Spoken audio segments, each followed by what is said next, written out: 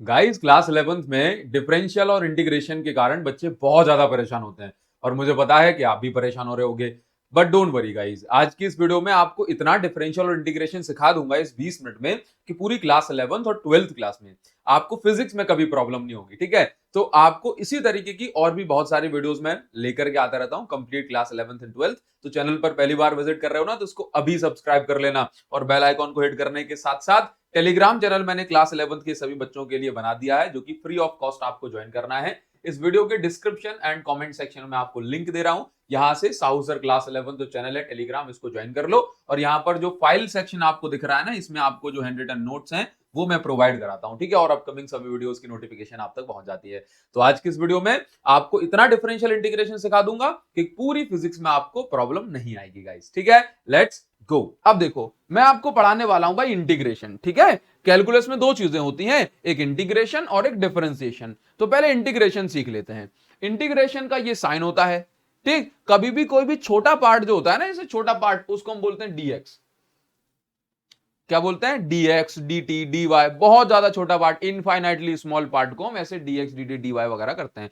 छोटे छोटे पार्ट्स को सम करने के लिए, टोटल करने के लिए, इकट्ठा करने के लिए हमेशा इंटीग्रेशन का इस्तेमाल किया जाएगा। जैसे कहीं पर अगर लिखा है डीडब्ल्यू, तो डीडब्ल्यू से अगर हमें डब्ल्यू बनाना है तो इंटीग्रेशन करना है। कहीं पे लिखा है डीयू, डीयू से अगर आपको यू बनाना है तो इंटीग्रेशन करना है। कहीं पे लिखा है छोटा सा फ्लक्स, छोटे फ्लक्स को अगर बड़ा बनाना है तो इंटीग्रेशन करना है। तो आप समझ गए, कहीं इंटीग्रेशन की जरूरत कहां पड़ेगी? जहां पर बहुत छोटा सा कोई पार्ट होगा, उसको इंटीग्रेट करना है। कब? जब उसका हमें टोटल या सम करना होता है तब। ठीक है, चलो अब देखो इंटीग्रेशन का फॉर्मूला क्या होता है।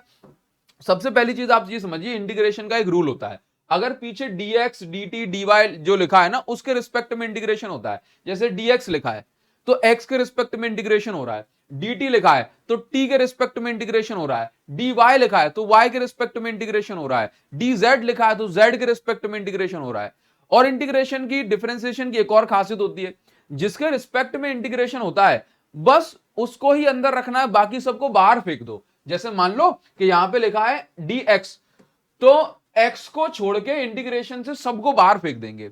अगर लिखा होता dt तो t अंदर रहेगा, बाकी सब बाहर। लिखा है dz तो z अंदर रहेगा, बाकी सब बाहर। बताओ इतनी बात समझ में आई? लिखा है ds तो s अंदर रहेगा, बाकी सब बाहर, है ना। अच्छा चलो ठीक है ना। तो अब देखो कैसे करेंगे। dx फॉर्मूला होता है इंटीग्रेशन का कि x के ऊपर जो भी पावर है, x के ऊपर जो भी पावर है, लेट्स से x के ऊपर अभी कितनी पावर है? 1। कितनी पावर है? 1 पावर है। तो जो भी पावर है उसमें एक ऐड कर दो, और वही पावर 1 + 1 मतलब 2 नीचे लिख दो। हो गया इंटीग्रेशन, हो गया इंटीग्रेशन। ठीक है, चलो सर इसका करके दिखाओ। सबसे पहले तो यहां क्या लिखा है? dx लिखा है तो x को छोड़ के बाकी सब बाहर, तो ये y पहुंच गया बाहर। इंटीग्रेशन करना है x² with respect to x। अब देखना y तो बाहर बाहर पहुंच गया, ठीक है बाहर है, ठीक है ना। अब देखो x² का इंटीग्रेशन क्या होगा, तो बोला जो भी पावर है उसमें एक ऐड कर दो। तो 2 पावर है तो उसमें एक ऐड करा, बना 3, और वही पावर लिख दो नीचे। हो गया इंटीग्रेशन, हो गया इंटीग्रेशन। ठीक है, नाउ अब इसके बाद देखिए जरा, अब ये लिखा है x³ y³ dx, तो हमने क्या किया कि x लिखा है तो x को छोड़ के बाकी सब बाहर, तो y³ बाहर आ गया और ये इंटीग्रेशन x³ dx हो गया। ठीक है, नाउ अब देखो y³ बाहर आ गया, तो अब जो भी पावर है x³ का तो इंटीग्रेशन करेंगे, तो जो भी पावर है उसमें एक ऐड कर दो। 3 में एक ऐड कर दिया तो 4 बन गया। ठीक है, अपॉन में सेम पावर लिख दो, हो गया इंटीग्रेशन। अब देखिए, अब देखो यहां पे क्या लिखा है, टाइम के रिस्पेक्ट में करना है। देखो dt लिखा है तो t को छोड़ के बाकी सब बाहर, तो देखना x बाहर y² बाहर, तो x और y² बाहर, अंदर क्या बचा? t और ये dt। अब देखो, अब देखना x और y², t का इंटीग्रेशन क्या होगा, तो भाई t के ऊपर कितनी पावर है? बोला 1, तो 1 अभी 1 पावर है ना, तो 1 + 1 2, तो ये हो गया t²/2। हो गया इंटीग्रेशन। ठीक है, अब इंटीग्रेशन होने के बाद इंटीग्रेशन साइन हट जाता है, पीछे लगा dt वगैरह हट जाता है। क्यों हट जाता है? क्योंकि dt तो ये बता रहा था कि टाइम के रिस्पेक्ट में होना है इंटीग्रेशन, अब हो गया तो हटाओ, है ना। अच्छा, अब अगर कहीं ऐसे लिखा हो ओनली dt का इंटीग्रेशन करना है तो क्या करेंगे, तो dt का इंटीग्रेशन हो गया t। ओनली dx करना है तो क्या होगा, बोला ये हो जाएगा आपके पास x। अच्छा ठीक है, कुछ छोटी छोटी चीजें, अगर कहीं पे लिखा है हमारे पास यदि कहीं पे लिखा है इंटीग्रेशन होना है 1/x का, तो कितना होगा, ये हो जाएगा log x। क्या हो जाएगा, log x। 11th 12th में तो जरूरत नहीं पड़ेगी, ठीक, मतलब जितनी फिजिक्स की बात कर रहा हूं ना बोर्ड में भाई जरा भी जरूरत नहीं पड़ेगी, बट याद रखना फॉर्मूले छोटे छोटे से। चलो आपको एक होमवर्क दूं, बताओ जरा, चलो यहीं पे करते हैं अपन, हाँ यहीं पे करते हैं, खुद से ट्राई करो। आपको यहां पे इंटीग्रेशन करना है 1/x² का, 1/x² का इंटीग्रेशन करना है, ठीक है। अब कैसे करेंगे, कैसे करेंगे, तो ऐसे करेंगे इंटीग्रेशन। सबसे पहले तो ये अपॉन में इसको ले जाओ ऊपर, तो ये ऊपर गया तो ये ऐसा दिखेगा, ऐसा दिखेगा, हाँ बस अब हो गया आसान। अब कैसे करेंगे, जो भी पावर है उसमें एक ऐड कर दो, तो -2 में +1 करेंगे तो माइनस का 1 बचेगा, और वही पावर नीचे लिख दो। इंटीग्रेशन हो गया तो dx इंटीग्रेशन साइन सब हटा दो, -1 बाहर ले आओ तो अकेला माइनस हो गया, x की पावर माइनस का 1 बचाए, अच्छा ठीक है, ये माइनस बाहर फेंक दिया ना, ठीक, तो माइनस, और x की पावर माइनस का 1 इसको अपॉन में पहुंचा दिया, सिर्फ क्या बन गया, -का 1/x। ये हो गया इंटीग्रेशन। ये इंटीग्रेशन आपको फिजिक्स में इस साल कम से कम 10 बार यूज होगा, 10 बार कम से कम जो है यूज होने वाला है 10 डेरिवेशन में, ठीक है। तो आप इसको जो है जरूर से याद रखना, ठीक, बहुत इंपॉर्टेंट है। अब यहां पर कुछ याद करने वाली बातें हैं, जैसे कि अब इसे ऐसे लिखा है sin थीटा d थीटा लिखा है, मतलब ये बता रहा है कि sin थीटा का इंटीग्रेशन होना है, तो sin थीटा का इंटीग्रेशन होता है माइनस cos थीटा, और cos थीटा का इंटीग्रेशन होता है sin थीटा प्लस का, ठीक, याद रखिएगा, बहुत इंपॉर्टेंट बातें हैं, ये याद रखना है, ठीक है, बहुत इंपॉर्टेंट बातें। बताओ भूलोगे तो नहीं, अच्छा भूलोगे तो नहीं, नहीं सर हम बिल्कुल नहीं भूलते हैं, ठीक, अच्छा देखो जरा, अच्छा कमेंट बताओ मुझे यहां तक आपको समझ में आया कि नहीं आया, कोई प्रॉब्लम तो नहीं हुई। अब मैं आपको यहां पर लिमिट वाला कॉन्सेप्ट बताता हूं, अगर किसी बच्चे को कोई प्रॉब्लम है तो। लिमिट कैसे पुट करते हैं, तो देखो लिमिट ऐसे पुट करते हैं कि जैसे मान लीजिए कि अब यहां पे क्या हम लिमिट पुट करेंगे, जब हम लिमिट पुट करते हैं तो ये जो इंटीग्रेशन है ये बन जाता है आपका डेफिनेट इंटीग्रल। क्या बन जाता है, डेफिनेट इंटीग्रल, ठीक। चलो चलो ये 1/x² है, ठीक है। नाउ अभी अभी मैंने आपको क्या सिखाया कि 1/x² का इंटीग्रेशन क्या हो जाता है, -1/x, ठीक है। तो देखो मैंने क्या किया, आसान, सबसे पहले और आसान करें, ठीक है। नाउ मान लीजिए कि मुझे ये इंटीग्रेशन मिल गया कि इंटीग्रेशन करना है मुझे x² का विद रिस्पेक्ट टू x, और लिमिट लगी है यहां पर a से लेके b तक, ठीक है। चलो ये अब मैं इसको सॉल्व करूंगा, तो x² का इंटीग्रेशन क्या होगा बताओ जरा, जो भी पावर उसमें एक ऐड कर दो, तो 2 + 1 3, और वही पावर लिख दो नीचे, हो गया इंटीग्रेशन। अब क्योंकि यहां पे लिमिट लगी है ना, तो लिमिट कहां जाएगी, बोला लिमिट को रखो पीछे, अब लिमिट को पुट करेंगे। अब देखना हमने किसके रिस्पेक्ट में इंटीग्रेशन किया है, बोला x के रिस्पेक्ट में, तो जहां जहां x आ रहा है ना उसकी जगह एक बार ऊपर वाली लिमिट यानी अपर लिमिट, माइनस एक बार लोअर लिमिट, तो x की जगह अपर लिमिट, तो जहां जहां x है उसकी जगह b, तो b³/3, माइनस जहां जहां x है उसकी जगह लोअर लिमिट, तो a³/3। ये हो गया इंटीग्रेशन, ठीक है। इस तरीके से करते हैं। जैसे मान लो, जैसे आपको डेरिवेशन में बहुत नीड होगी इसकी, बहुत नीड होगी डेरिवेशन में। मान लीजिए ऐसे लिखा हुआ है कि आपके सामने आंसर आया है भाई u is equal to integration करने के बाद -p cos थीटा, ये आ गया, प्रॉपर इंटीग्रेशन वगैरह करने के बाद ये निकल के आ गया, और लिमिट लगी है θ1 से θ2। तो कैसे पुट करेंगे, तो आप ऐसे पुट करोगे, देखो थीटा है तो, और लिमिट भी थीटा की है, तो जहां जहां थीटा आ रहा है उसकी जगह एक बार अपर लिमिट, तो पहले -p को बाहर ले आओ, और लिमिट किसके ऊपर, बोला cos थीटा पे, चलो -p cos थीटा। अब देखो cos थीटा के ऊपर लिमिट है, तो जहां जहां एक बार थीटा आ रहा है, जहां जहां थीटा आ रहा है, अच्छा एक मिनट ये क्या लिखा है, -p cos थीटा था, अब लिमिट पुट करेंगे तो ये cos थीटा, जहां जहां थीटा आ रहा है एक बार उसकी जगह अपर लिमिट, देखो तो माइनस का pe, और cos थीटा की जगह एक बार अपर लिमिट क्या है, बोला θ2, माइनस लोअर लिमिट क्या है θ1, तो ये हो गया। अब ये माइनस साइन के कारण अंदर के साइन पलट जाएंगे, तो pe और ये cos θ1 माइनस cos θ2, ऐसे जो है हम लिमिट पुट करके इनको सॉल्व करते हैं, ठीक है। चलो एक क्वेश्चन आपके होमवर्क के लिए, कमेंट सेक्शन में इसका आंसर बताना आप, ठीक। चलो लिमिट दे देता हूं मैं 3 से लेके 4 तक, मतलब जब आप इसको सॉल्व कर लेंगे ना तो x के रिस्पेक्ट में इंटीग्रेशन होगा, तो जहां जहां x आ रहा है उसकी जगह अपर लिमिट 4 आएगा, माइनस उसकी जगह लोअर लिमिट 3 आएगा। आंसर कमेंट सेक्शन बता सकते हैं तो बताइए। चलो अब इसको जो है ये आपका होमवर्क है, चलो आसान होगा अगर मैं यहां पर 6 लगा दूं तो ये 6x² बना देता हूं मैं इसको, या 2x²। लो, अब ये आपका होमवर्क है, कमेंट सेक्शन में आप सभी बच्चों को बताना है। होमवर्क है, कमेंट सेक्शन में सभी बच्चों को बताना है कि इसका आंसर क्या होने वाला है। देखो, जब आप बताते हो, जब आप आंसर दोगे ना, तब आपको लगेगा कि हाँ यार, हमने कुछ सीखा है। हाँ, और मुझे भी लगेगा कि हाँ भाई, बच्चे पढ़ रहे हैं, इनको ब्रिज कोर्स देना जो है बढ़िया रहा।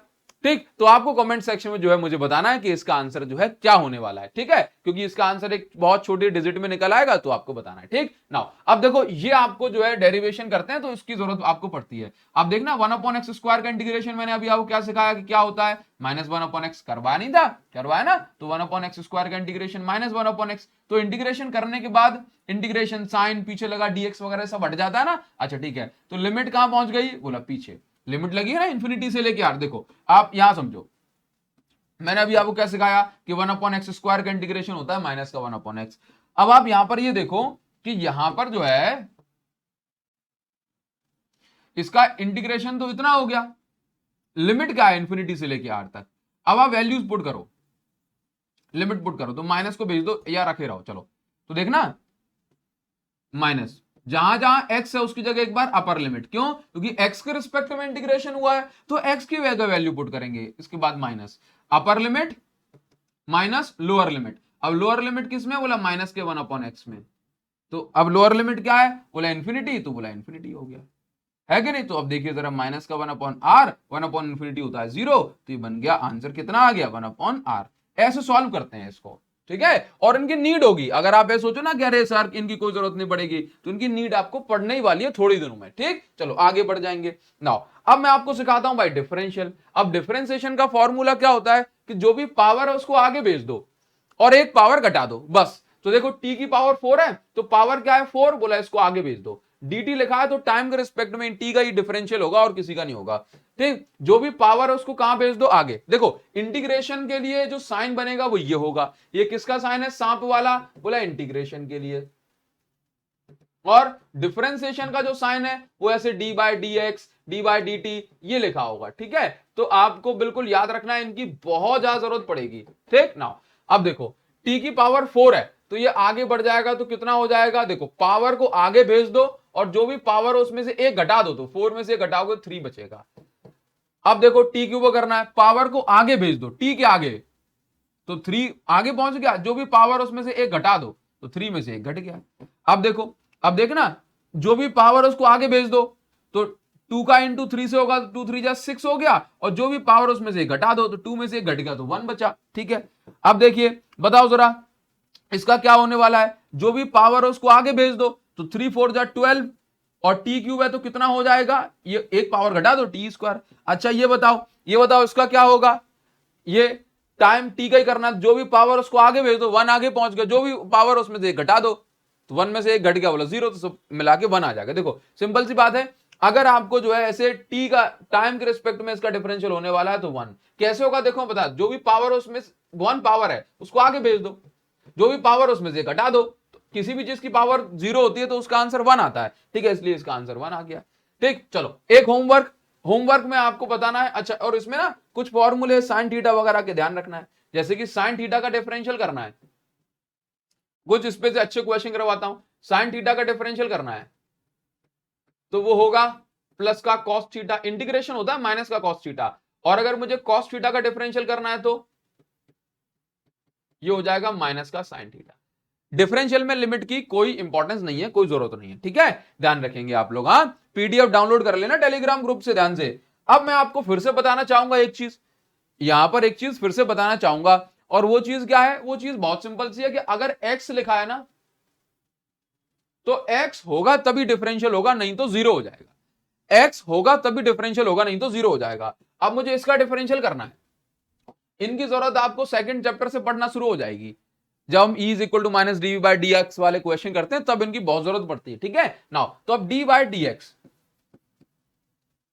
डिफरेंशियल करूं तो देखो, सबसे पहले इसका डिफरेंशियल होगा, तो 3x² कितना हो जाएगा? 6x हो जाएगा। ठीक है, प्लस अब देखो x के रिस्पेक्ट में 2y का डिफरेंशियल हो सकता है क्या? नहीं हो सकता। क्यों? क्योंकि इसमें x आ ही नहीं रहा, x नहीं आ रहा तो उसका मतलब 0।